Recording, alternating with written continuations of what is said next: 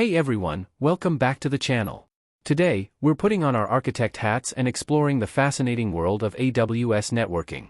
Everything starts with the user trying to access your application hosted on the AWS cloud. Their traffic first encounters a series of security layers. The first line of defense against malicious attacks like DDoS, distributed denial of service, is AWS Shield Advanced. This service provides enhanced protection for your applications running on AWS. Next up is the AWS WAF, Web Application Firewall.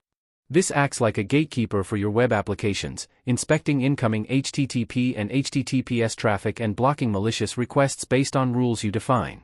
For improved performance and reduced latency for users around the world, traffic often goes through Amazon CloudFront, a content delivery network, CDN. CloudFront caches your content closer to your users, making access faster and also providing some level of security. At the heart of your AWS network is the VPC, Virtual Private Cloud.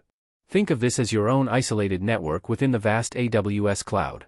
You have complete control over your virtual networking environment, including your IP address ranges, subnets, and routing tables.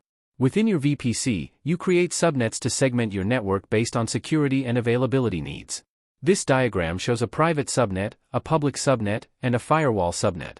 Private subnet, left resources in a private subnet, like EC2 instances, virtual servers, typically don't have direct access to the internet. They often contain your application's backend and databases.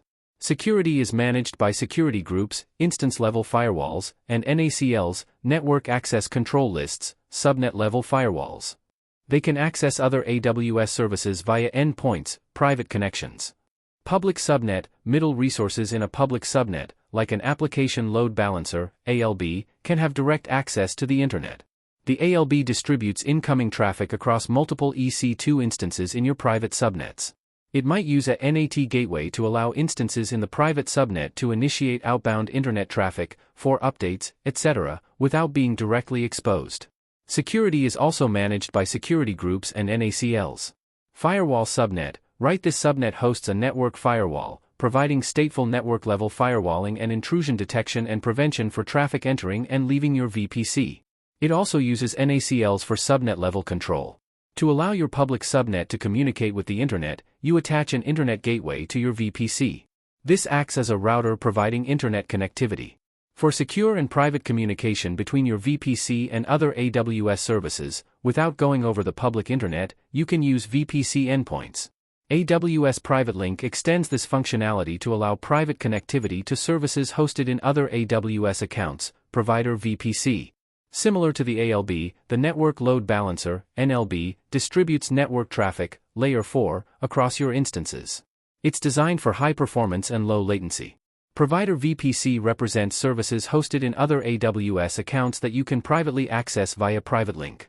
AWS provides tools for centralized security management, such as Firewall Manager for managing WAF and network firewall rules across multiple accounts and VPCs, and Route 53 Resolver DNS Firewall for protecting your DNS queries.